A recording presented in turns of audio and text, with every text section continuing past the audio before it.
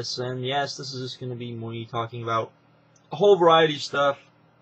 Some Ring of Honor stuff, some more TNA stuff, some more Monday Night stuff, some me answering some questions and talking more about what I talked about in the last video, and just some overall, just me giving you some information. But before we start, I haven't talked a lot about Ring of Honor. I feel like I don't talk enough about Ring of Honor, really, as of late. So I thought I would come on here and talk a little bit more about Ring of Honor, a Big Bang, and the big news today, which was the fact that Ring of Honor launched a downloadable DVD site. Basically what this is, you can go on to this site and you can download the DVD files to burn onto a DVD. This isn't a file per se where you can watch it on your media player, all of that. You basically have to burn it onto a DVD to be able to see it. You also get an image file so you can print out the DVD cover, the whole bit. It is, the best part about it is that most of the stuff that they put on there is a lot of out-of-print stuff. It's stuff that they don't sell on the website anymore, and which is good, and I'm glad, because I was starting to think that I needed to go through my list, which I will be updating here as soon as I get Final Battle 09 in, simply because I want to review it with Eye of the Storm 2. I know Eye of the Storm 2 isn't supposed to be very good, but it is, you're getting both shows, so I just want to see if I think both shows are worth the money. And, that whole bit. But, yeah. Anyways, but you can go to the site, you can do all of that. There's instructions, there's a FAQ to tell you, everything about it. There's, everything that you pretty much need to know. This is a good deal. I mean, it's only $10 to download this stuff. So that's good. This is probably something I think they should have done a year ago, but that's just me. Be interesting to see how this works. I hope it works out well for them. Like I said, it's mostly the out of print, or I shouldn't say mostly, but there's a lot of out of print stuff that has been out of print for a while. So that's good, and I know a lot of people will like to hear that. So go check it out. I've got the link in the description box, along with all of the other stuff that's in the description box, which most of you will probably check out as I continually go through the video.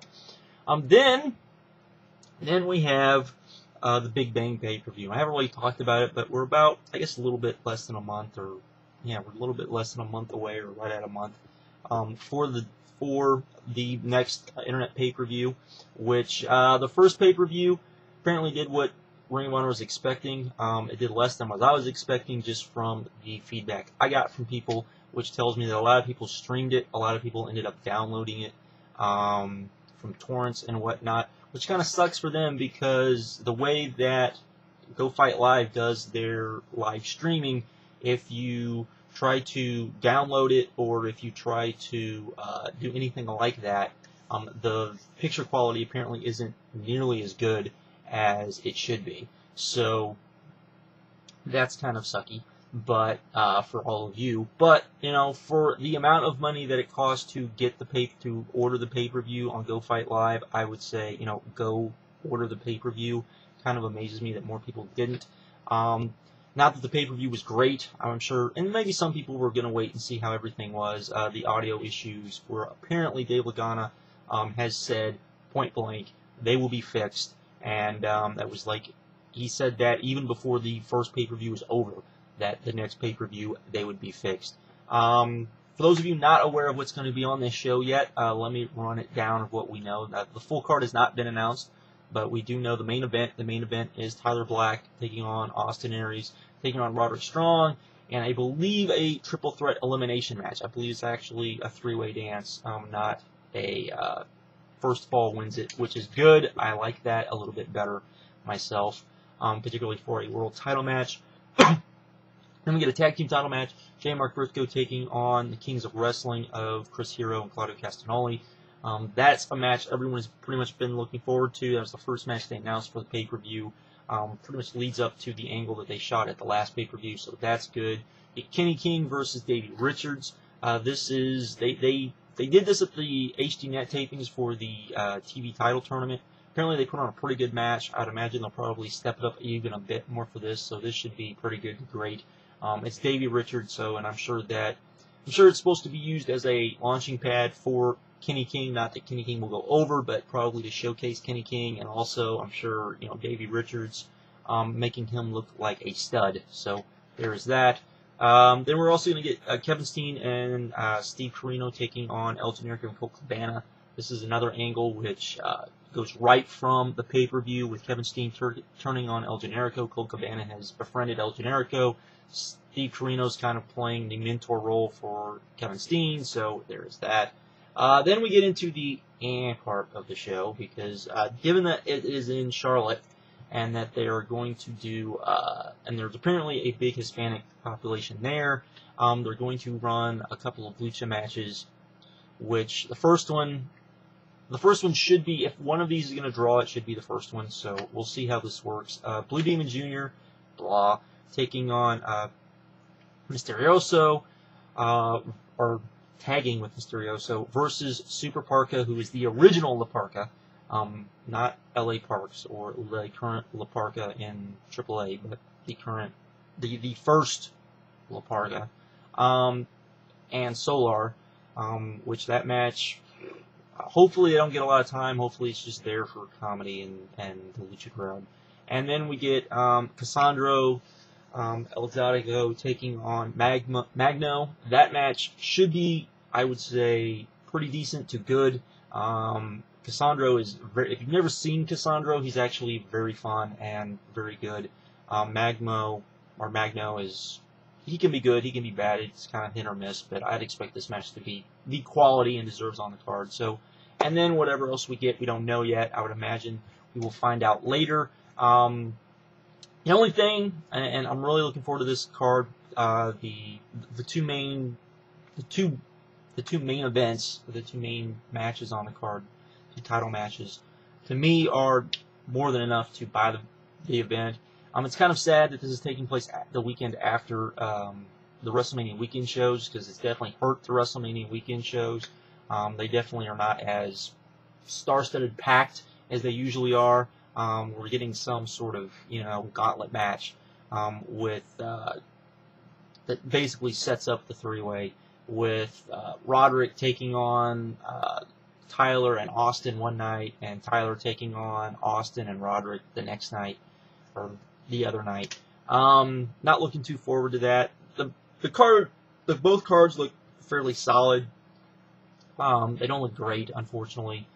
That's kind of but I understand, because this is probably a bit more important to them, so there is that. And honestly, if Dragon Gate tickets weren't so freaking expensive, I mean, that's the thing. That's the thing about the WrestleMania weekend shows, is that literally to set in the exact same seats I would set at both Dragon Gate, basically the same. I'm going to the Saturday Dragon Gate show, and the stuff for the Dragon Gate Saturday show, if to set in those seats, which is basically the same seats I'm setting at the Ring of Honor, both Ring of Honor shows, would be like, it would be more money than me going to the 3 shows. So I'd much rather go to the 3 shows and go to Ring of Honor than go to really both Dragon Gate shows, just for that reason, because, money is money.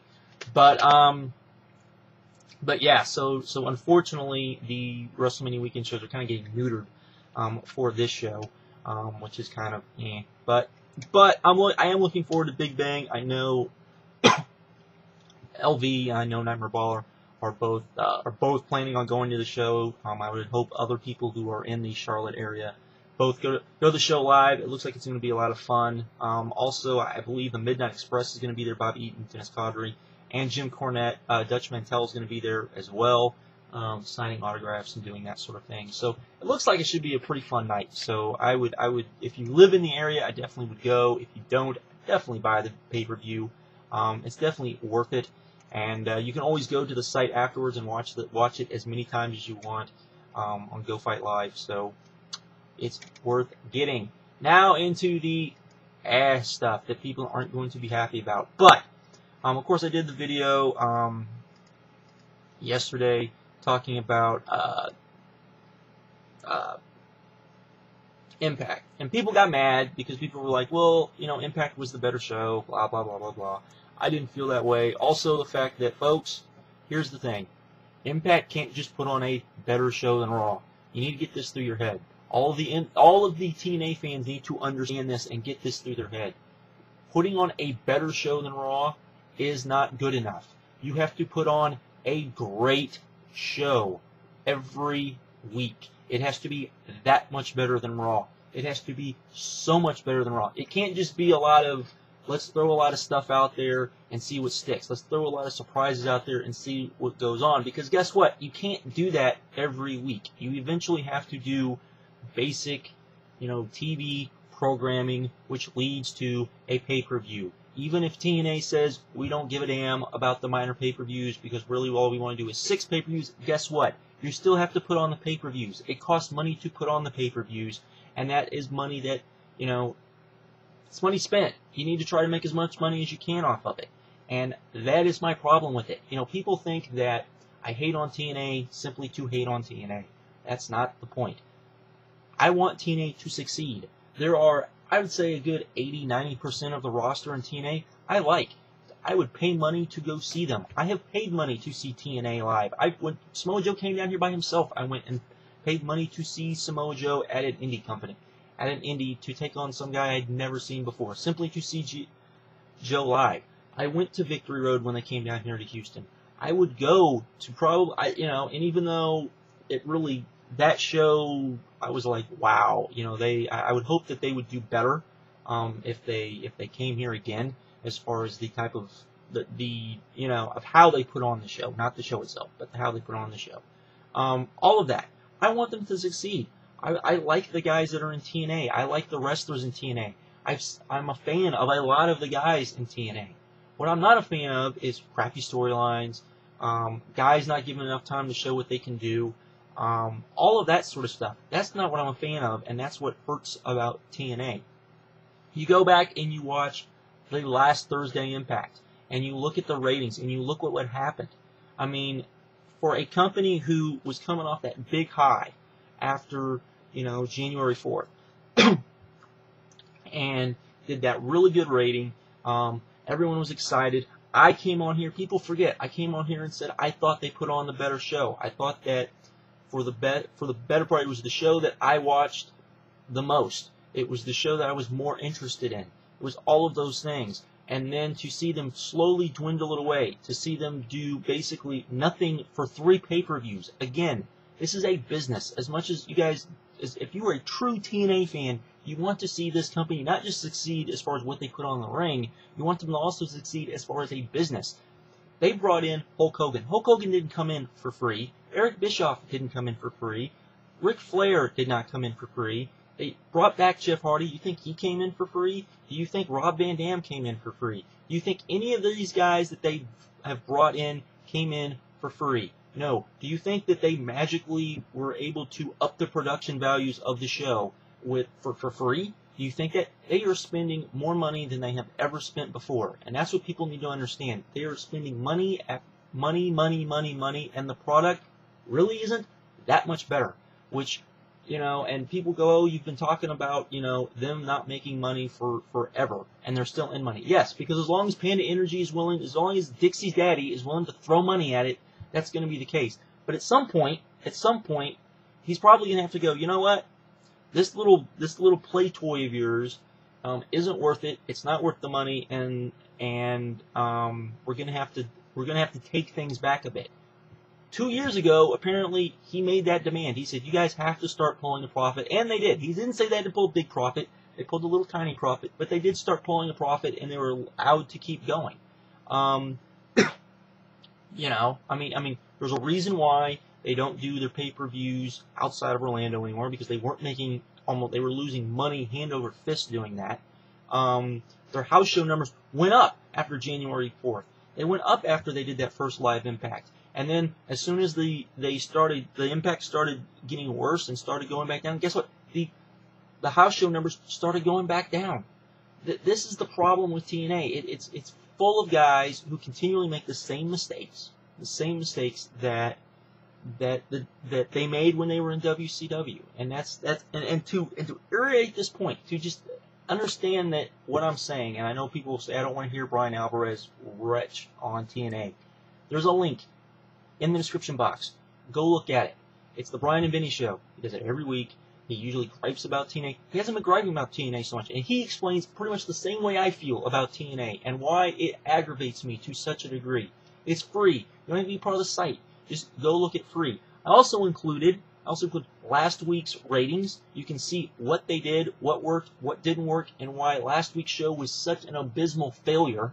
Okay, which I don't think anyone is surprised of. And then I included the from the Wrestling Observer, which the print will come out next week. So when you see the credit Wrestling Observer March 15th, that's why. It actually comes out in print next week, but on the site it comes out before. So same thing as I put up yesterday from the Torch, where it's a segment by segment thing. Look at it. Look at what worked, look at what didn't, and just be amazed. Also, the fact that there wasn't that much, it's not like, here's the thing that I didn't really talk about yesterday. There's no really, when people are turning off of Raw, they're not going to Impact. For the most part, they're not. I think there may have been one segment where you actually saw people, where you actually saw people go, possibly people switching. But it wasn't even that big of a number. It wasn't even like a big percentage of what the people leaving Raw were going to, Impact. Now, compare that to when UFC went head-to-head with a crap card, with a card that no one cared about, with a card that, because Dana White didn't want to go up against Raw. Dana White didn't care about the card. UFC didn't care about the card. No one cared about the card, so they just threw a card together, threw it on there. You had channel switching from WWE to UFC, okay? But you didn't get that. You're not getting that. And that's what TNA has to do, is they have to get people to switch from WWE to TNA. And really what you see is you don't see anyone switching. Now, part of that might be because of DVR, and if that's the case, okay.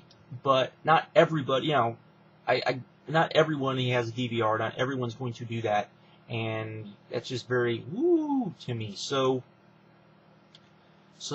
there you go. Those are the numbers. You can look at the numbers. You can decipher the numbers how you want. There's the link to to Bryan Alvarez going on his big long rant, which I think people need to hear, so you kind of understand, because he talks about a lot of the same things that I don't like about TNA and what frustrates me about TNA. This company was doing better buy rates when they weren't on television. Keep that in mind. When they weren't on television, this company was doing, better buy rates when they were putting on better pay-per-views. When they were putting on a good product, they were doing better business. And maybe it all is Vince Russo, and maybe everything will come to a head, and maybe the ratings will continue to tank, and they'll get rid of Vince Russo. Problem is, who are they going to put in Vince Russo's place? Because after watching, after continually watching this, it's not like Hulk Hogan and I don't think Eric Bischoff get it either. Because Eric Bischoff was doing some of the same freaking mistakes he made during the Monday Night Wars. With that whole, we're going to do a match at the start, and then we're going to do the match at the end. Because it almost never works to do that. You also have, and apparently Hogan was real excited about the Bubba the Love Sponge stuff from last week. Really? That was, wow. But, just there. You guys have the information. You can accept it, not accept it. You can say the ratings don't matter. I'll admit, ratings don't matter. If they put on a great show, the ratings don't matter. When they put on a crap show, yes, the ratings matter, because it should be a wake-up call to, ooh, look. And it's not like people are going out there and saying that that Impact was head and shoulders above Raw. Even the people that really liked Impact aren't really saying it was, it blew Raw out of the water. It was just better than Raw. Guess what? Raw would do that against Nitro. It didn't matter. Raw had to start being head and shoulders better than Nitro week after week after week after week. Had to start getting momentum. Had to start getting all that stuff before they actually started being good. Before, WWE was on the verge of bankruptcy. WWF was on the verge of going out of business at that point in time. Okay, they had to turn things around. TNA has to turn things around. They have to get it through their heads that they have to build stars, which they can't do. They haven't been able to do for 8 years, because every time that they try to build it, they go, no, we're going to bring in somebody else who's an established star, and we're going to put them over the young stars. Brilliance. This is the same stuff they do time and time and time and time again. And this is what aggravates me about TNA. To say that they put on a better show, fine. You can say it was a more entertaining show, that's fine. But Raw, like it or not, did a better job building to WrestleMania, okay, than TNA did building towards Destination X, okay, which they're going to have a 2-week build for a pay-per-view. And like I said, it costs money to put a pay-per-view on. And for them to not care really is mind-boggling to me. Because they should care. They should care for just the fact of, let's go out there and let's put on a great pay-per-view and try to get some momentum, some positive momentum going into lockdown as far as the pay-per-views go. Let's try to put on the best TV possible, trying to lead in to lockdown. Because guess what? The last time they went on and they put on great TV, they put on a good angle that led to a pay-per-view, was when they had Joe versus Angle at Lockdown. Now, I personally didn't like the match that much, but guess what? The pay-per-view was the last pay-per-view to do a truly big number for TNA, to do a solid number for TNA. If that's not a wake-up call to people of what's wrong with TNA, I don't know what is. Okay? That's why I bitch about TNA, because I want TNA to be good. I want I want there to be a alternative that most people can watch in pro wrestling, because I love pro wrestling. I don't want pro wrestling to die. I don't want pro wrestling to be stuck with, just the WWE. I don't want that. But if I have a choice, I'll tell you what, if you're going to copy WWE, you're going to try to be WWE light, AAA in Mexico does a much better job at being WWE light. Okay? They do a far better job than TNA does. TNA truly you can't be that. You have to be an alternative. I wish to God that Ring of Honor could get on a network that more people had, so more people could see it, so that people could go, ooh, look, this is what I want. Because for 1 hour, Ring of Honor does so much more, and now they don't have commercial breaks. I'll freely admit that. But they do more in that 1 hour than TNA and WWE does in their 2, usually. And the fact that the last Ring of Honor on HDNet, they talked about Big Bang at least like 20 times on that show. They were talking about it time and time. They were ingraining in people's heads, hey, this is a pay-per-view, this is what you're going to see, this is what, this, and this. And that is what TNA needs to be better at. That is what TNA needs to do better at. I want them to do well. I want them to succeed. The fact that they're not succeeding bugs me. The fact that when they do a rating like this means it's not good. Now, maybe next week they'll do a higher rating. It wouldn't surprise me if they did a higher rating next week, because Raw's rating was down too. Maybe there just wasn't that many people watching pro wrestling. Maybe the rating will even go up just a tad bit with the rating. Honestly, if they put on another crap show that doesn't lead to a pay-per-view, which, by the way, looking at the spoilers, it's like, why did we get Abyss versus AJ and not AJ versus Jeff Hardy on pay-per-view, which actually may have popped a good rating, and people can go a good, not rating, but a good buy rate, because people will pay to see Jeff Hardy against AJ Styles. You put AJ Styles over Jeff Hardy, building up AJ Styles a little bit, and then if Jeff Hardy goes to jail, well, guess what? You paid the guy, you used the guy, you got use out of the guy, you got a pay-per-view buy rate out of the guy. Why wouldn't you do that? I mean, this is the types of stuff that, it's not even, and people think I just watch TNA and nitpick. I watch TNA, I see them do stuff like this, and my mind automatically goes, why am I seeing this and not this?